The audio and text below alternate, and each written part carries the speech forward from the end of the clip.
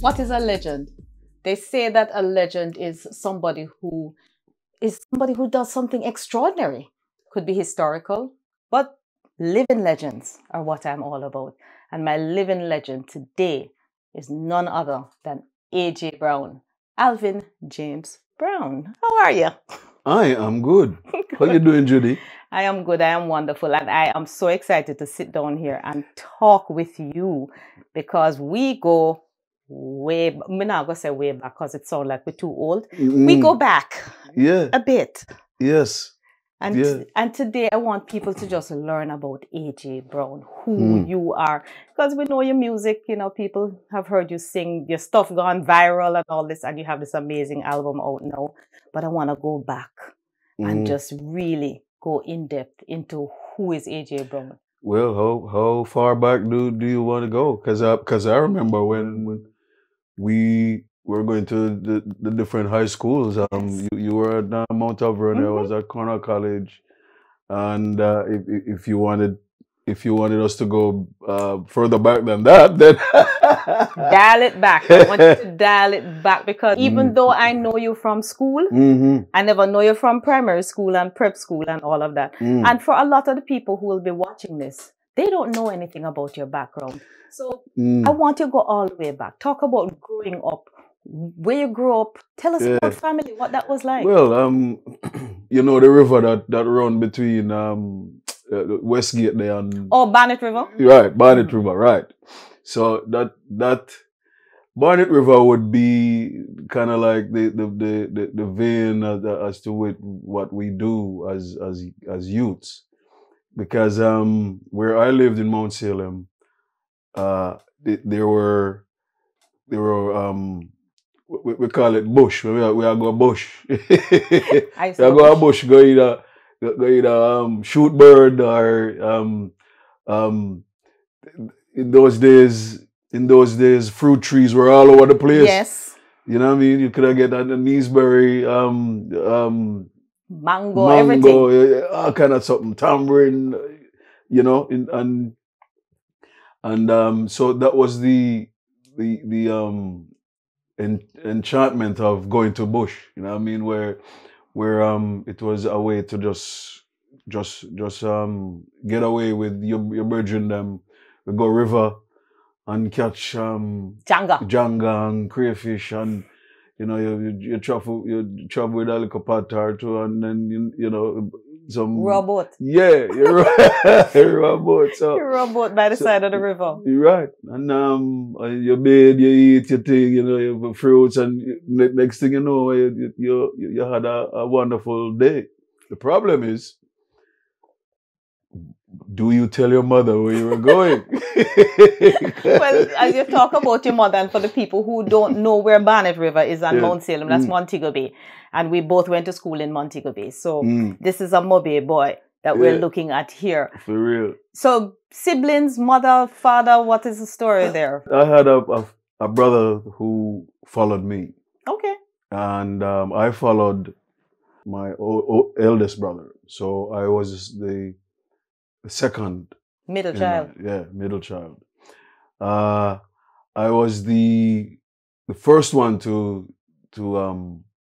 get at the time we had scholarships, common entrance and all them things. So I grew up at the time when common entrance and scholarship we was. both grew up at that time.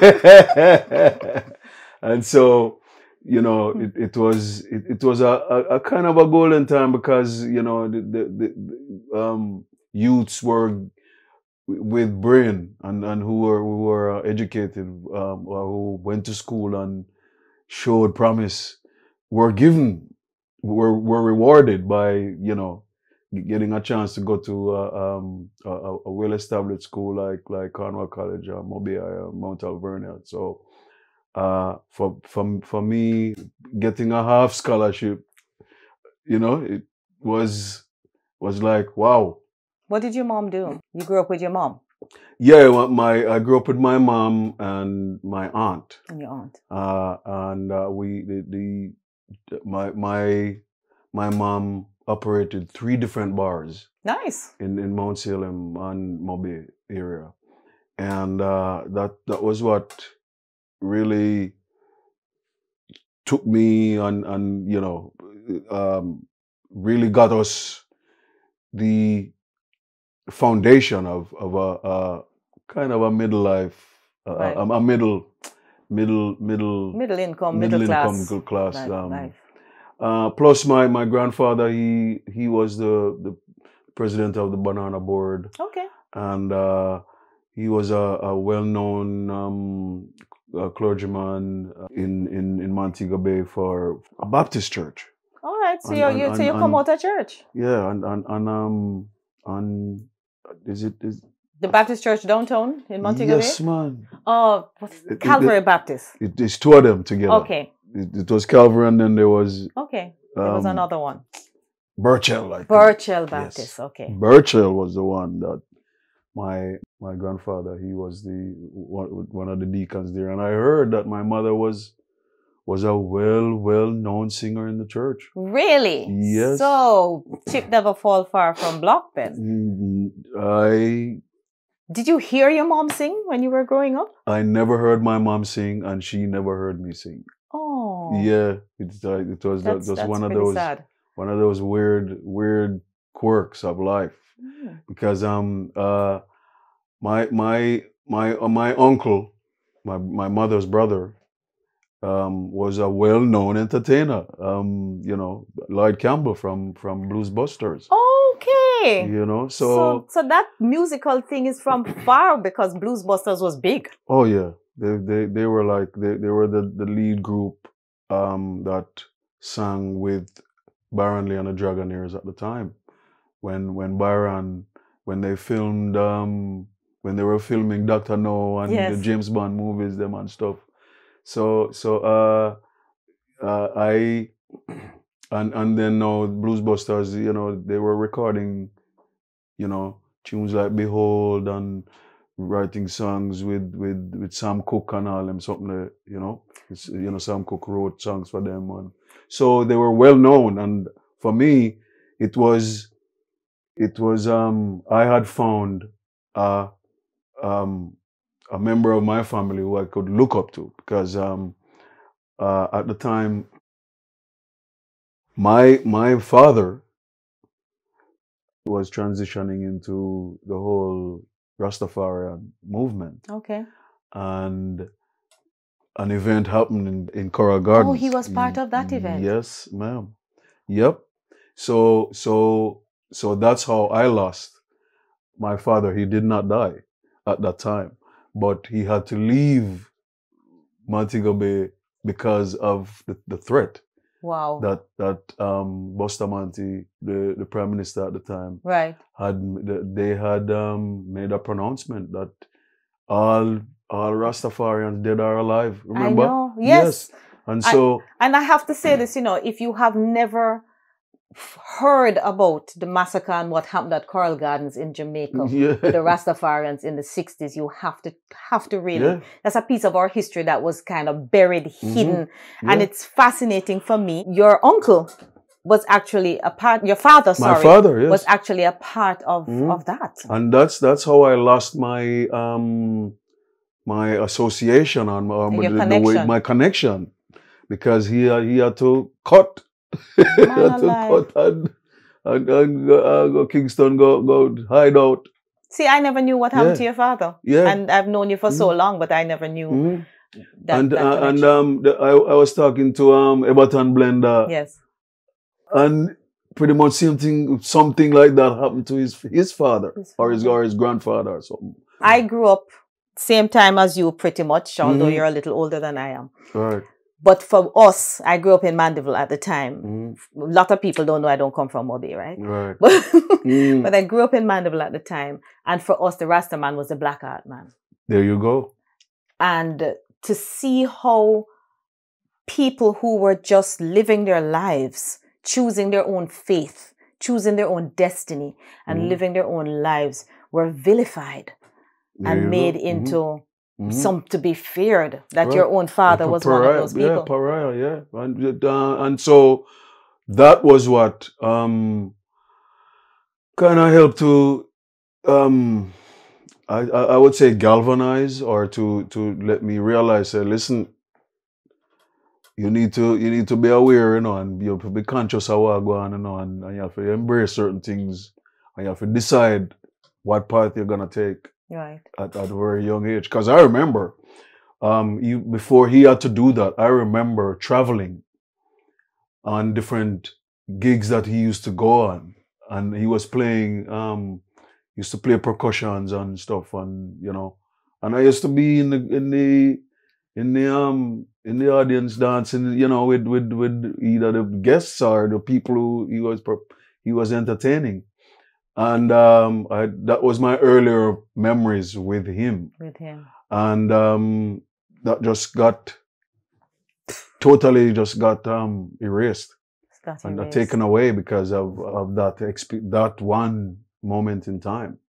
So to be able to fast forward in years now and see certain achievements that I've made, and I can now hold on to it as a badge of honor to say, yo, yeah, this happened now, but stand firm and go through said way. Yes, and to be able to flash your own locks, Isn't it? Really. To be able to flash your own locks. Yeah, Rastafari. Yes, to be able to flash your own locks. It's must be because you've seen the different. Yeah, I've seen all the stages. Yeah, the different stages. I've seen all the stages. Yes, I've seen all the stages. You've captured me without a fight, and what do I say? I say it's quite alright.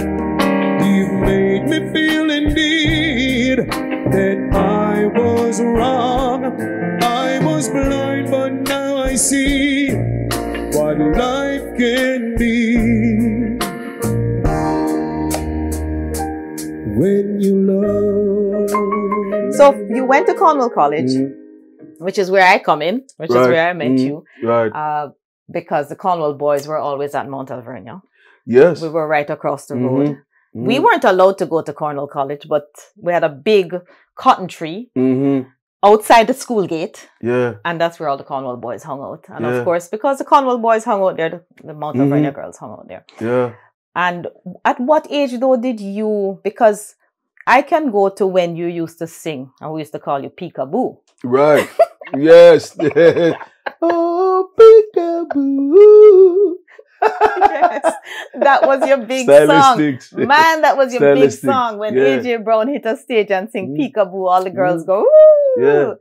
But at what point before Peekaboo did you realize you had this talent and you wanted to move in this direction? I knew from an early age, and it was kind of based off of my relationship with my uncle. Right. Because I had made up my mind, say, watch out, I want to be like him. So, I didn't know how I was going to do it, but just before I went to Cornwall, we were going to Colonel Day Avenue Primary School. And that's when now, every end of term, there's a kind of breaking up. And with the breaking up now come, the teachers used to have some little concert and things in different classes and whatever. And so that's how I expressed my first singing experience on the teacher's table. What were you singing at that time? I may have been singing a Dennis Brown tune or one of them tune there. But the song that I remember vividly singing on stage was Officially by Lloyd Parks. Yes. And yes. I sang Officially at a community center get together in Mount Salem. That was the other song that when it hit the stage. Yeah, tell him on. Yes. And I saw Lloyd not too long ago at Ibu amazing basic ceremony and told him, man, say, listen, there's history between me and your No, tune. it's stuck in my head. Now you have to go sing a line for it to come out of my head. Come, you have to sing a line. You want the chorus? A little easier. Okay, okay, what is it? I feel a little better with you gone. Officially. I feel a little easier to you. Officially. But it's real. Yes. Okay, now it's coming out of my head. So when I did that, and the reaction of people that are fling money on stage and all them something, and if you stop and do it over again, and I say, wow, you know.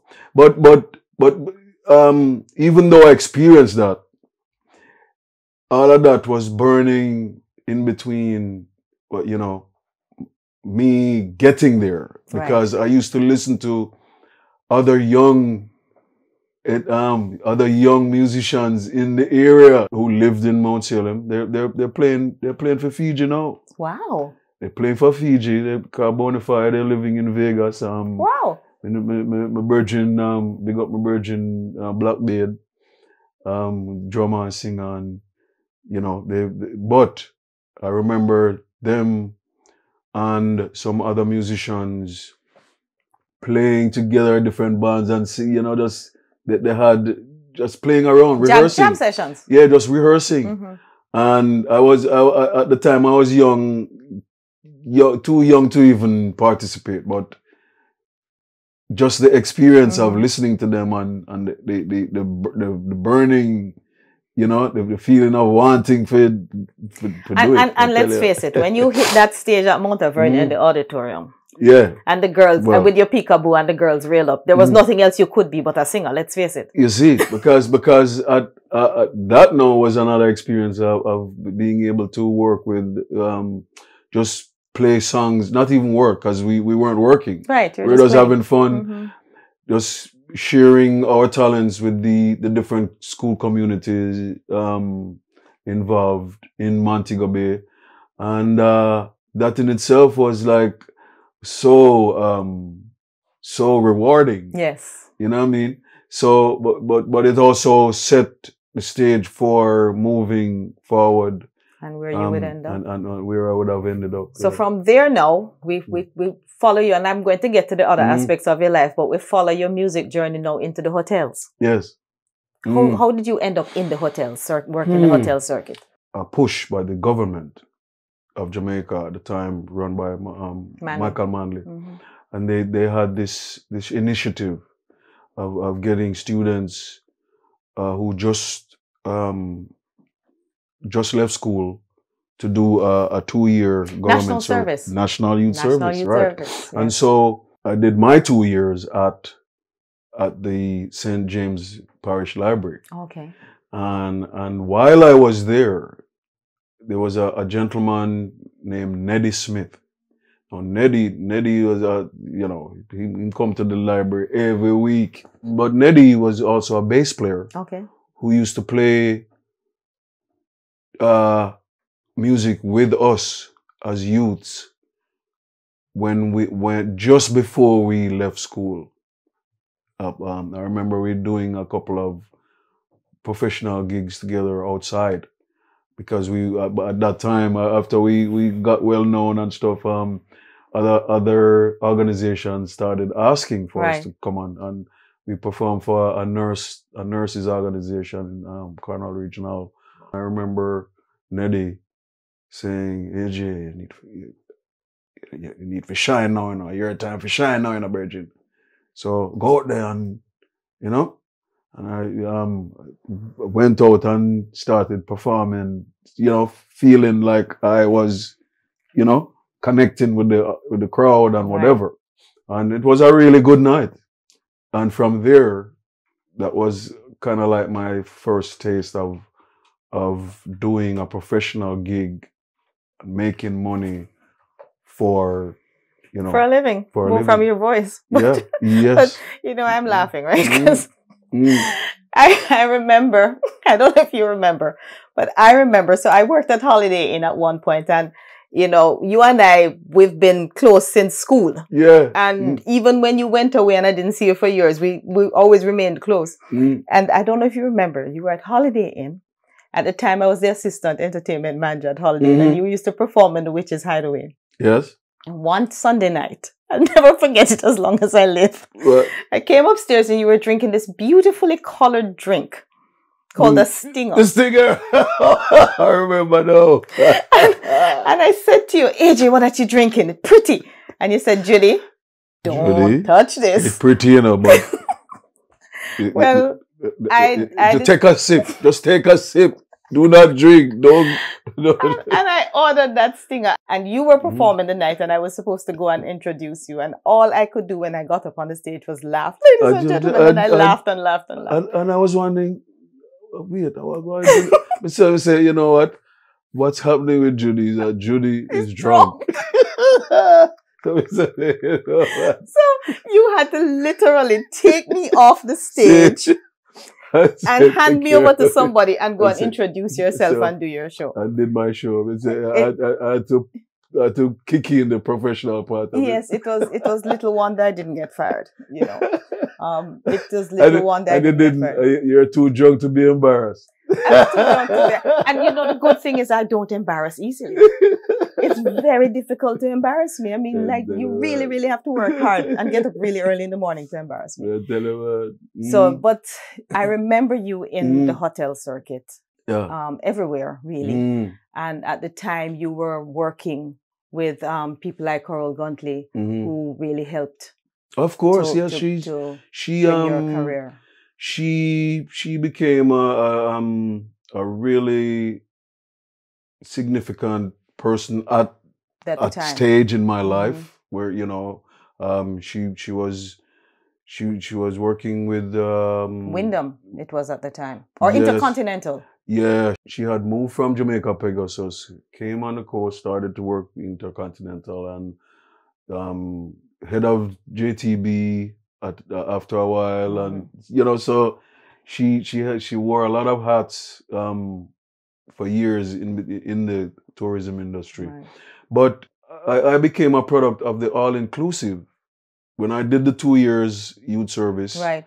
And you know, honed in on my art skills. I was able to decide that, you know, I should really follow up this art thing. So I think I'm gonna try the School of Art. That was a very interesting time in your life, because I remember when you told me that you were going to go to School of Art. Yeah. And I thought, wow, okay, so you've got this amazing voice and you're doing so well and breaking into the hotel circuit, and you're gonna literally break that to go to School of Art. I remember visiting you at School of Art, because a lot of people don't know that you're an amazing visual artist, but that kind of got fitted into your musical career. Yes, because when I left the 2 years national service, Neddy invited me to be the lead singer for his band that was gonna start working at Banana Boat Club on Union Street. Yes, oh yes. Right, and I spent 9 months there, and honing, you know, learned the do's and the don'ts and the whatever, because you don't know. And your stage presence and all that kind of stuff. Stage presence, and it was also a training ground for me to watch acts like Hopetoun Lewis, E.T. Webster, different dance troupes and dance groups. And the Banana Boat Club also brought in quite a few Cabot Paul and brought in quite a few overseas artists. You know, there used to be 2 shows a night, and it used to run 5 nights a week. But that was the European plan approach, because at that time the hotels wasn't really the all-inclusive hadn't yet right. It was just some piano thing and no bands per se. Right. When the bands started cropping up in the hotels and they were looking for entertainment now. Right. That was when I was invited by Stammer Horton, Stammer and the Clubbites band to perform with them. While I was performing with Stammer, I decided this frontman band thing was not Wasn't for you. wasn't I didn't see myself ending up there. Okay. You know, when you see yourself Yes. more than this. Yes. So I say, you know what? I think I'm going to check out the art school thing, you know. And when I checked out art school, based off of how much it was gonna cost to get there, I figured I needed a year to prepare. So while I was performing with Stammer, I was taking that time to save and Right. get stuff together. And then the second year, I cut and I went to Cultural Training Complex. Cultural Training Complex. CTC. Yes, CTC. Yes, That before was it became before it Edna became Manley. Edna Manley, right? Yes. And so we were like the first batch of guinea pigs for the Cultural Training Complex, which was a merging of schools of art, music, drama, And dance. and dance. Because I wanted to go to school of dance. Yeah, there you go. And so I ended up entering art school as an artist, not a musician. And so Isn't that interesting though? yeah. Because here you are at the place where you could have gone in as a musician, you could have Right. gone in as an artist, Yeah. and you know, you have so many other skills. You could have gone in almost any area. Right. But the whole thing was getting a kind of a diversity. Yes. And I knew that my talents was not just singular. So I decided to deal with it from an academic approach. And so working with the band gave me a chance to prepare, and when I left and went there now, that was when the offer for performing in the all-inclusive came. So it's been a long time that both my talents been kind of working in tandem with each other. So my brown crest. So these are all the crests that the English people right. So I made one. I made up what the brown crest was, but just add the lion. my little colors and stuff. When did you realize you had talent as an artist, though, a visual artist? When I was going to Cornwall, it was kind of nurtured by my teacher at the time called Mr. MacLeod. Well, let's talk about Vegas because we talk about the hotel circuit, and you know, you did your cabaret thing on the hotel circuit, and you were one of the chosen ones at Couples, for example. You were, I mean, I remember your shows at Couples were always just phenomenal. Yeah. But then you went to Vegas. How did you end up in Vegas? Because you spent 7 years in Vegas. How I ended up in Vegas was that guests in the all-inclusives started setting up their visiting time in Jamaica to when I was performing. Wow. One of these guests was Bernie and Paula Casey. Now, if anybody knows who Bernie Casey is an ex-football player for the Raiders, who, by the way, the Raiders know is Las Vegas Raiders. Raiders. And he's also he became an actor, an artist. He was an artist as well, and so he was well known. And he and Paula, his wife, used to come to hedonism too, on every Thanksgiving. Okay. And they always checked and make sure, will he be there? Performing. Yeah. Okay. Set the time for it when I'm performing. And every year, you know, we would meet, you know, they would come, I would see them, we would chat, and they always promised one day. And so in 88, I think, 1988, you know, I'm still traveling, doing, you know, solo tours all over, you know, Germany. So I'm in Germany, and on my return, I hear that I'm being sorted after by Bernie and Paula because they made a connection with Steve Wynn, who owned the Golden Nugget and The Mirage and was stuff. building the Okay, Mirage right. and Treasure Island and them casinos there. And it so happened that Bernie and Paula went to a birthday party for Harry Belafonte's wife Okay. and sat with Steve. And we know the connection that Bernie had, Harry Belafonte has to Jamaica. Right. And the conversation started. Oh, You should hear the Harry Belafonte of the 80s. And that's when they started selling me. And next thing you know, Steve Wynn said, you talk about this guy so much. Bring him in. And I have to meet him. It's amazing how life lines up, eh? I am telling you. And that's why you can't let go of any opportunity. No. You have to seize every moment and every opportunity because you don't know. The rest is history. I ended up being invited by Steve. I went. No bother yada it from about the rest is history. About the rest is history. Tell us what happened in Vegas, man. I know what happens in Vegas stays in Vegas. But it's time to reveal now. It's time to reveal now. What was it like? You were a headliner for what turned out to be 7 years. Yes. In Vegas. What was that experience like? I mean, don't yada that. Wow. It's gonna take more than an hour to explain that, Jimmy. But hold on, was it like Tom Jones where they throw their, stuff on the stage? No. The way how the Mirage was set up, there was a lounge in the heart of the casino. Mm-hmm. It was called the Lagoon Saloon. And I took that little 300-seater Lagoon Saloon from brand new lounge, nobody knew it, to the place where people went New Year's Eve, all the occasions, and there was an anaconda line stretching all around the casino just to get in.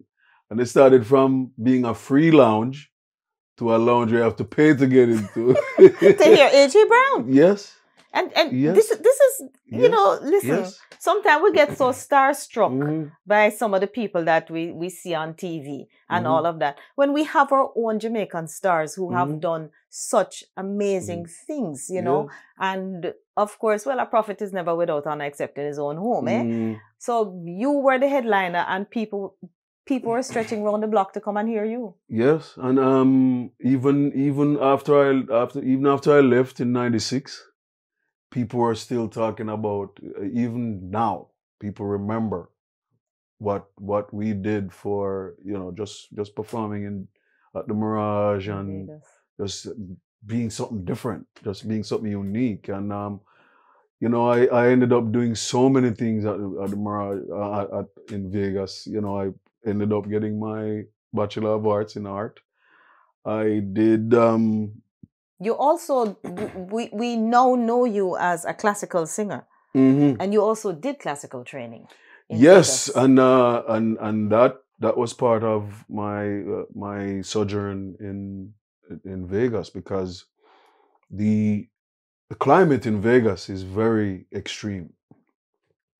There's a thing called Vegas throat. Okay. Vegas throat, and it has to do with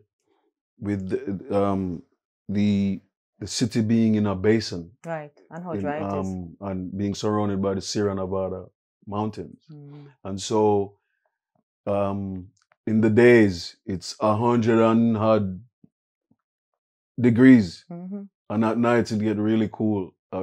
Desert. Right, and so there are times when if you're an entertainer and you don't know what you're doing or preparing, you'll end up with Vegas throat. Lucky for me,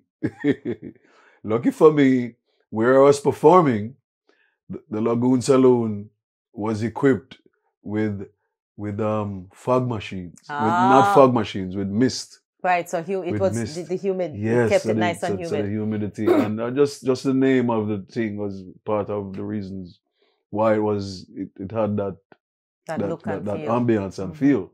So lucky for me, I was in an environment where I could perform without having to worry about that. Right. But that is pretty much that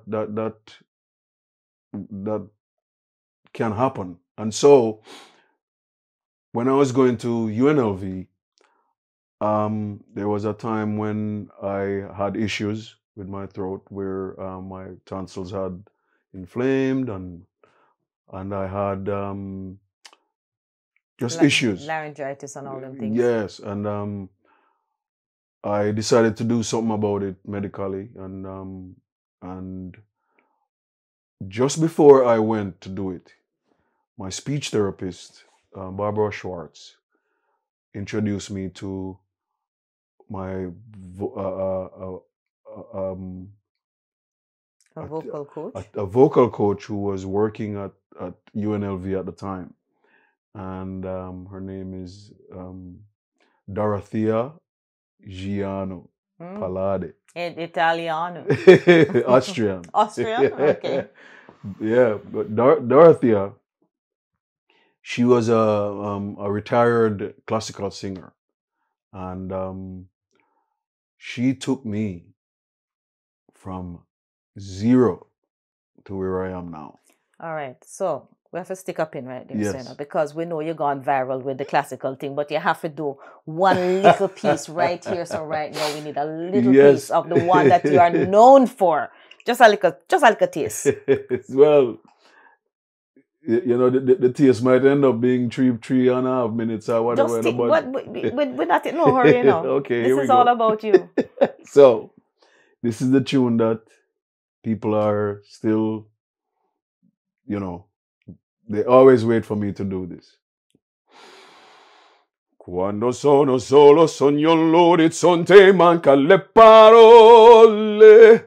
Sì, lo so che luce o la stanza quando manca il sole. Se non ci sei tu con me, su le finestre. Mostra a tutti il mio cuore che hai acceso. Chiudi dentro me la luce che hai incontrato per strada. Con te partirò, paesi che non ho mai vissuto con te.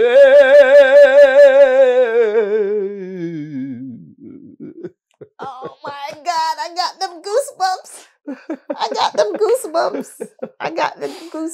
Yeah, oh my gosh. Mm-hmm. Wow. I have to tell you, right? So yeah. Prophet is not without honor except in his own country, right? Yeah, you said that before. Yeah, I know. And I repeat it for a reason. I repeat it for a reason. Having known you my whole life. Yes. I booked you up in Pelican Grill. Yes. After I came back from Vegas. Yes. Because I never see you for the whole 7 years you were in Vegas.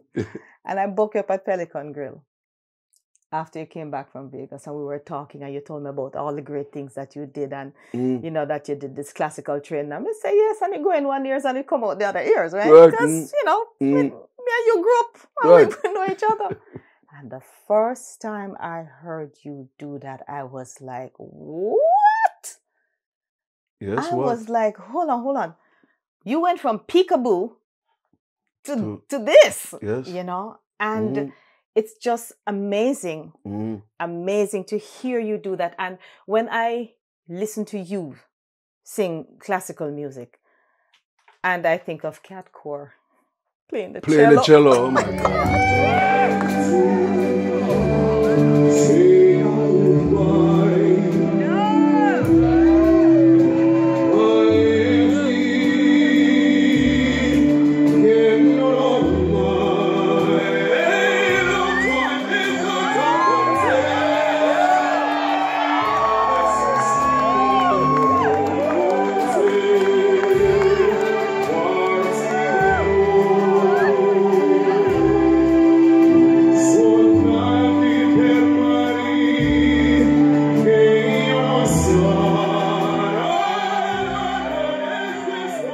What a combination, Benji.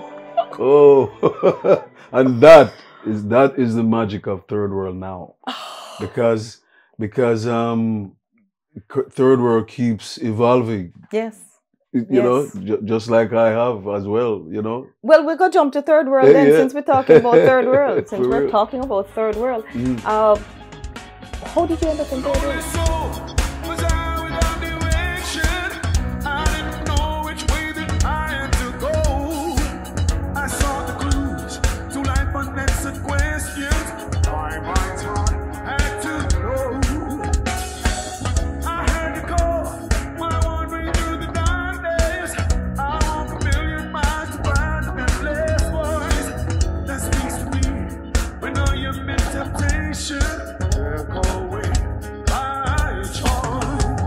I went back to Jamaica after leaving Vegas in 96.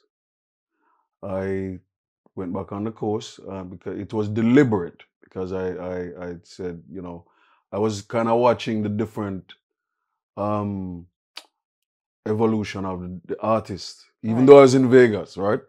You know, and youths like, at the time, youths like Richie Stevens, Benji Myers, Mikey Spice, all of the Richie Spice, all of them were coming up and spreading out and doing them thing, and you know, groups like Loss and Garnell Silk, and you know, I'm in Vegas and hearing them tune, you know, different tunes coming out, and I'm singing them on the stage in Vegas, and I'm bust down the place, and you know what I mean. So me say, you know, I need to. The only thing that I had not achieved while I was in Vegas was recordings, and I decided it was time to go back to Jamaica, and so when my contract finally expired and there wasn't any decision to renew, you know, I said, you know, it's time to go back and reinvent myself. I was introduced to Bobby Digital from great Digital Bobby B, Digital.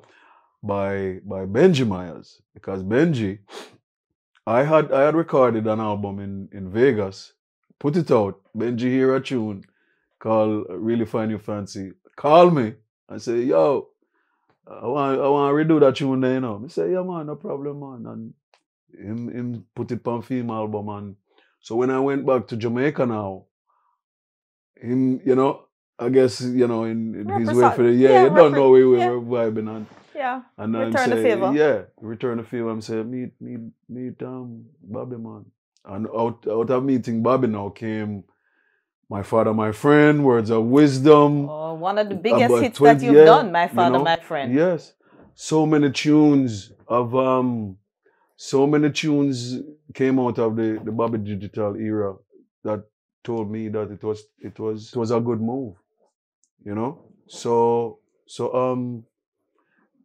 you know, I kept, I don't think you could have lose with Bobby Digital. No. And the good thing about Bobby is that Bobby was a producer who wasn't a singer. He wasn't an entertainer. So whoever he worked with, he was committed to releasing and, you know, showcasing. Right. So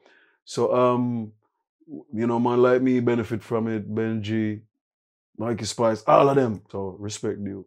Respect due to that man. You want to know which song you recorded that is still my favorite one though? Is You Ain't Seen Nothing but the smoke. I'm on the bonfire yet. You know, say I sang that to celebrate Bob Andy's life, you know, written by the great Dave Richards, man. Yes, but that is still, believe it or not, Dave Richards, that Get and Yes I Get Up Chant. Yes. Yes I Get up chant to the God of creation. Yes. Get up chant to the God of creation. Those were the two that still stay with me forever. Yeah, man. And I actually do play when I'm on the radio, by the way. Yeah, you do. Great. I play them. I play them. Great. It's great to know. Yeah, I do play them. Yeah, and so I'm getting some interesting requests from folks who may want me to re-record it. Yeah, because as you grow, people start looking back now and start saying, hold on, I never heard this one before. I never heard this one before. And they start doing the research. Yeah. And they start finding the older stuff. Yeah. And, you know, when you think of a song like, if you think you're lonely now, that man hit that song in mostly like 3 generations. And he didn't change one note.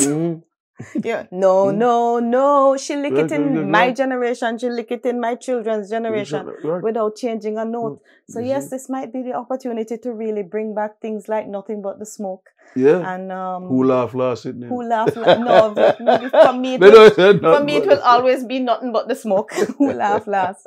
And all these great songs that you've done in the past. For real. You know. And the whole thing about songwriting now is that the business of songwriting is now part of my catalog, of a portfolio of Shots of Love. But before we talk about Shots of Love, tell me about your third world journey. Well, I was... Because that's where we were actually. Yes, we went right center. Yes, your third world journey. However, working with Third World is almost like a refamiliarization of a family, really. Yes. Because I remember when I was going to art school and doing my own performances and solo performances, I used to share stage with Third World, Chalice, different bands, and you know, and there was always that friendly competition, you know what I mean? Even though we weren't really competing, but you don't know, man. Yeah. Well, you know, iron sharpen iron, right? Yeah. Iron sharpen iron. Yeah, exactly, exactly. And so I was also close to the guys in such a way where I was able to be invited to do session time, you know, sing harmony, some of the songs on their albums. I remember working with Ibu Cooper on my Love People tune that became a song that was done by a Blue Rhythm Band in the movie Club Paradise. And you know, those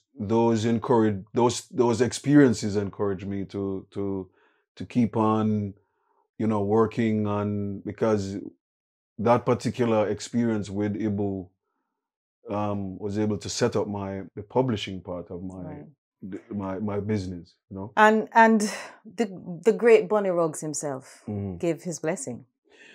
Yes, I remember performing for Rebel Salute, and then that night after my performance, Bunny Ruggs hung out with me and Tamara all night, and so.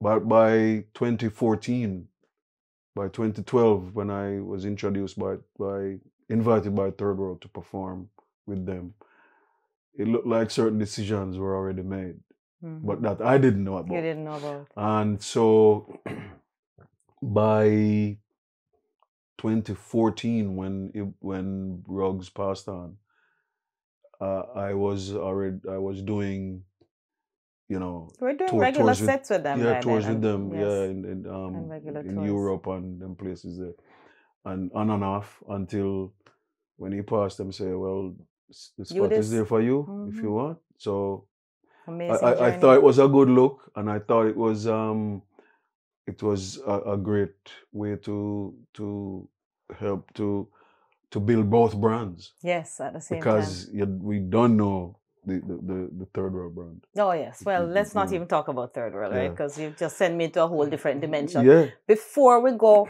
and we talk about the whole show, Shots of Love. So let me just address the camera. If you have not heard Shots of Love, you are missing it, and it's not because it's my friend AJ. Them 16 tunes, and I called you. I remember. Yeah, I remember when I first heard it.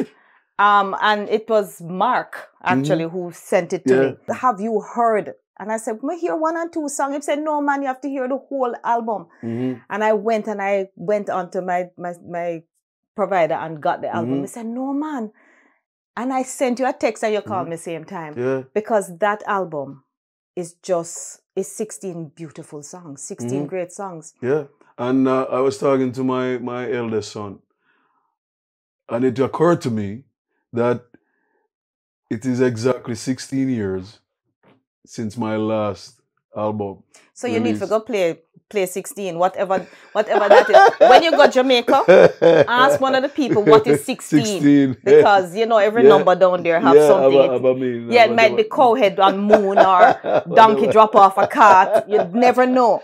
But it's 16 amazing 16 shots. 16 tracks. And I thought about collaboration, but I said, you know, I'm just going to do this for me. Because my fans haven't heard this in a long time. So, yes. How is it doing? 16 wonderful tracks, 12 different producers. All of them have been written by myself or co-written by myself. And it is doing really, really well to the point where it's poised now. I'm getting high rotation in nice. I play your music all the Canada. time, of course. Yeah, and we're in the throes now of really publicizing and making the album. Of course, well, you're a singer, right? So me go ask you for 30 seconds of one of my favorites. You can either the 30 seconds of love or the other one where me love so much. Come, 30 seconds. Yeah, 30 seconds of living in the now. That is my song. That's my jam. Know. Because guess what? That's why I live my life. And that's why I've lived my life for as long as you've known me. Yes. Yeah. So when you fall off, get back up and ride. Laugh out loud after every cry. Living in the now is a great way how to appreciate the meaning of life. Yeah. Yeah, man. It's important. Important. And I love that song because the older I get is the more I have been trying to explain to people that you don't have to be stuck. One of my favorite sayings is "You're not a tree, you can move." Yeah, exactly. And the thing about even me and what I write is I'm at the age where I need to be writing about sober things. Yes. Mature things. Yes, and life. Philosophical things. You know what I mean? Can you picture a 60-year-old I write about bubblegum and some bubblegum and popcorn? But yeah, it's time for you to leave that legacy, that music, and that your children who are also musical. Right. Your wife, who is a singer, Tamara, yes. is also a singer. And it's that stage where, as we were saying before I even started this, that imagine we are now the elders in the room. It is very weird. Bajavana. It is very weird, but we are the elders in the room. Yes, we are. And we have to leave a body of work behind us that is sensible, that is teaching, that is wisdom, a body of work that will live way past us and our children can be proud of. Edutainment. Yes, and I think you have done that with Shots of Love. Just all these wonderful songs about all different types and aspects of love. Yes, and I think it has really covered the whole spectrum of the whole experience or the notion of what love is. So what's next? What's next is to finish the campaign of this album, to continue with the 50-year ceremony or celebration of Third World. Ah, nice. Because as you know, we are 50 years old. Third World started in 73, August 73. So it's like half of the year is So the 50 years started in August. Right. So this year into next year, into 2024. Yes. So and then we still have another album to finish with Damien, because the album we did, More Work to Be Done, Yes. it, was one of two album arrangements or agreements that we have with Damian Damian Marley. So we'll be getting into that. And in the meantime, you continue to paint. You continue to showcase your art and have work out there. Because I do philanthropic work. I'm associated with the Aja Foundation, and we do annual summer programs with kids, and teach them art, teach them music. I have a paint and sip brand. Yes, I know that. And a puff and paint brand. So that's a whole different story for another time. But AJ, yeah, thank you so much. Thank you. You are a legend. Thank you. You know, and legend is not just the people that we hear about, big and broad, and then splash all over the page. Legend are people like you who are quietly doing your thing and making waves, and have made waves over decades, and are changing lives. Yes, ma'am. So thank you so much for sitting down with me, ladies and gentlemen. Alvin James Brown, AJ Brown, living legend. You got me seke, seke, seke, seke, yeah.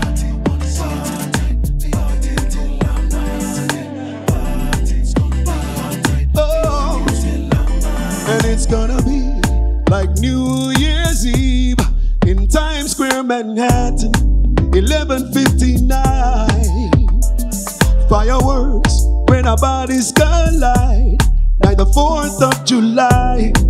You'll be on my mind, yeah.